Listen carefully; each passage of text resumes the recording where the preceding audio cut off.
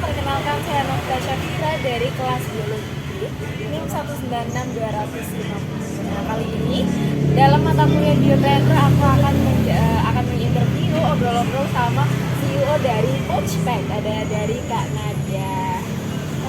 Perkenalkan, nama saya Nadia. Selaku CEO ya? Iya, jadi amin.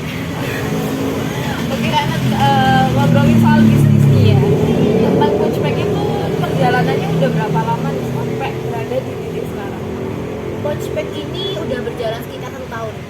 Oh, 1 tahun mulai dari 2020 lalu. Iya betul. Jadi mulainya bener-bener pas pandemi. Ya, berarti Sebenarnya Coachpack ini tuh awalnya tuh nggak sengaja.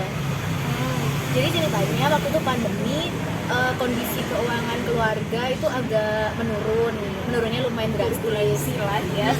betul, hampir dirasa beberapa juga kebanyakan juga pasti mengalami hal yang sama kan waktu pandemi kemarin itu, waktu tahun 2020. Nah itu saya akhirnya coba berinisiatif pengen ngebantu ekonomi keluarga, minimal untuk diri saya sendiri lah, minimal untuk jajan sendiri, untuk memenuhi untuk memenuhi kebutuhan sendiri, minimal itu dulu. Nah akhirnya saya coba tuh buka brand pertama mau jualan ini innerwear. Oh, innerwear. Iya. Jadi ceritanya tuh mau jual innerwear, udah siap semuanya, udah dari siap foto produknya gitu udah siap. semua udah siap, udah tinggal jalan aja. Ya launching aja ya. Udah tinggal launching aja. Terus ternyata setelah di launching kan waktu nyiapin namanya Naoli waktu itu, Naoli Innerwear ya. Jadi waktu nyiapin Naoli itu, jual innerwear itu kan aku suka sesuatu yang lucu kan, biasa cewek-cewek kan. Iya benar. Nah itu tuh nyiapin packagingnya juga yang bagus gitu. Akhirnya waktu kita launching, promosi, bikin konten di TikTok, kontenin packagingnya, kok ternyata yang laku malah packagingnya. Oh gitu. Dari kayak gitu. Innerwearnya itu gimana? Iya, nggak laku sampai sekarang. Nggak laku Sampai sekarang tapi malah pouchnya ya. Iya, jadi packagingnya kan pouch waktu itu kan. Jadi yang laku ternyata malah packagingnya. Jadi bukan, sebenarnya ini sebenarnya bukan nggak laku sih, memang belum diteruskan. Iya. Mungkin segmentasinya juga belum capai. Jadi karena yang laku pouchnya, yang menghasilkan pouchnya, ya udah langsung aja Pouchnya dikembangkan terus sampai sekarang kayak gitu. Jadi sebuah ketidaksengajaan sih itu sebenarnya. Kalau dari latar belakangnya karena dia nih sampai sekarang kan sebagai mahasiswa ya. Itu gimana sih bisa buka usaha sebagai mahasiswa, kan pasti ada butuh modal. Gimana pertama buka modal? Nah, oke. Pertama modal itu kalau yang untuk innerwear memang dibantu orang tua waktu itu. Dikasih pinjaman sama ayah untuk membuat produknya si innerwear ini. Iya, Untuk buat produknya innerwear ini. Tapi ternyata belum jalan juga sampai sekarang. Nah, akhirnya yang jalan malah packagingnya. Sekalian lah aku buat brand Coachpack namanya. Jadi kayak gitu. Nah, kalau Coachpack sendiri modalnya nggak ada, nol, karena cuman berawal dari konten aja. Iya, jadi kan ini ya berdasarkan pesanan dibayar, baru uang ini buat produksi. Betul, custom, istilahnya namanya custom ya. Jadi Coachpack ini cuman kita share konten-konten aja tentang pouch, tentang packaging.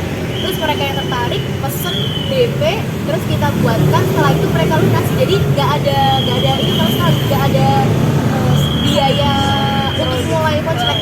Modalnya Modalnya nggak ada, nol. Kalau Coachpack ini nol. Dan akhirnya utang saya ke ayah saya tuh iya, modalnya innerwear tadi itu ya. udah balik, udah bisa terbayar dari Coachpack ini. Berarti portofolionya Coachpack ini juga dari hasil pesanannya sudah ini.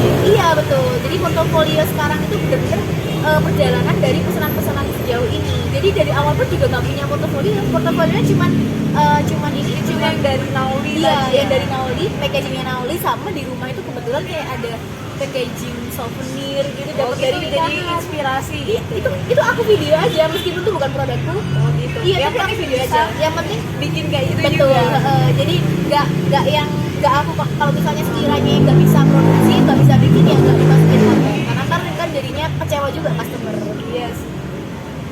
bicara soal pengembangan bisnis ini dekat sama leadership. Gimana sih? Karena dia ini ngelit timnya, udah punya tim atau modelnya gimana nih? Pertama sendirian bener-bener sendiri atau langsung kerja sama orang? Oke. Kalau tim ini memang sesuatu yang paling susah ya. Sejauh ini saya juga masih terus belajar buat mengelola organisasi gitu. Kalau awalnya jelas mulai sendiri, semuanya sendiri. Jadinya akhirnya CEO tuh kepanjangannya bukan Chief Executive Officer tapi Chief Everything Officer. Karena semua dilakukan sendiri. Mulai gitu. dari finansial, branding, semuanya itu sendirian ya. Betul. Jadi semuanya mulai dari konten, ngurusin produksi, finansialnya, semuanya, nangani komplain, admin, itu semua benar-benar ditangani sendiri di awal sampai akhirnya berapa bulan ya? Sekitar 6 bulan. 6 bulan itu malah yang pertama itu yang dapet itu buat ininya, tim desainnya. Oh iya.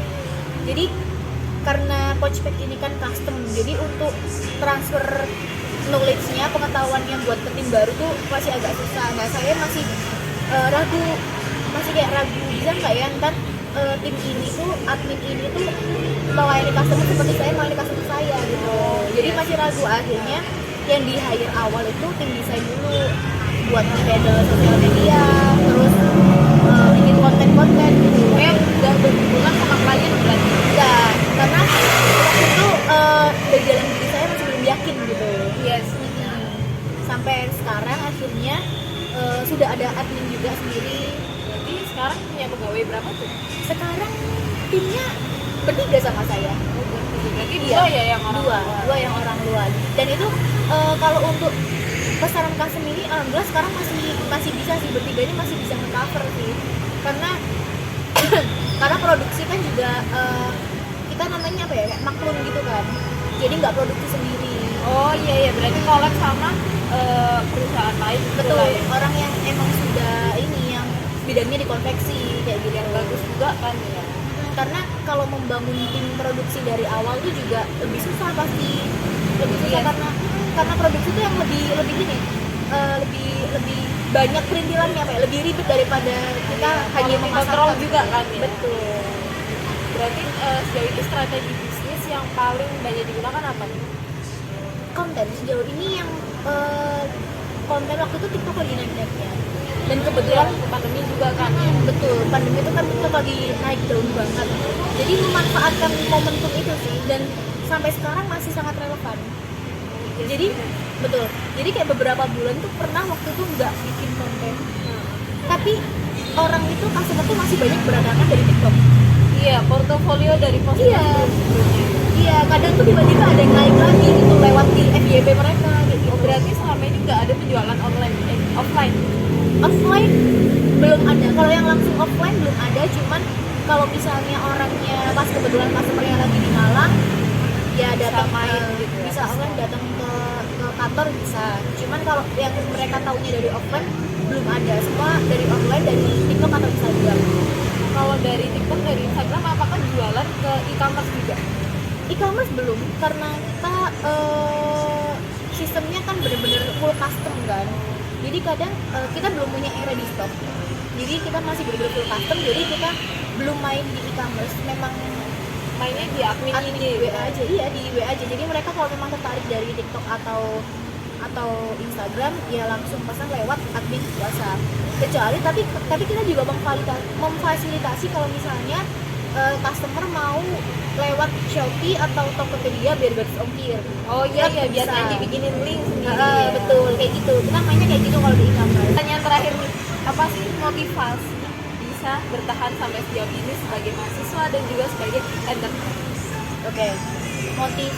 Motivasi yang paling penting, yang pertama sih kita harus benar-benar tahu kenapa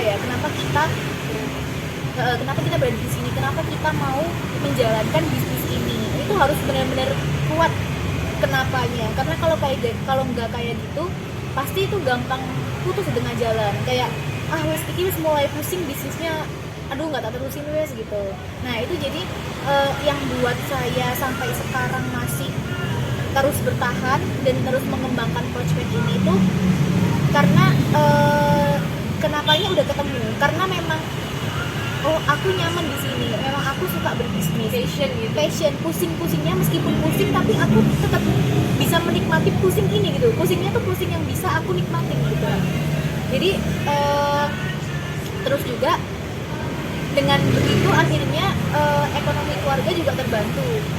Seneng juga ya anaknya bisa cari uang sendiri. Iya betul, jadi lumayan beban orang tua kan dari satu anak udah berkurang, nah kayak gitu. Jadi akhirnya kenapa nggak mau berhenti terus meneruskan ya itu karena itu tadi, karena memang benar-benar udah nyaman dan maksudnya tahu tujuannya betul, apa, cita-citanya apa. Oke, karena terima kasih buat waktunya interview hari ini sebagai penonton. Wassalamualaikum warahmatullahi wabarakatuh. Waalaikumsalam warahmatullahi wabarakatuh.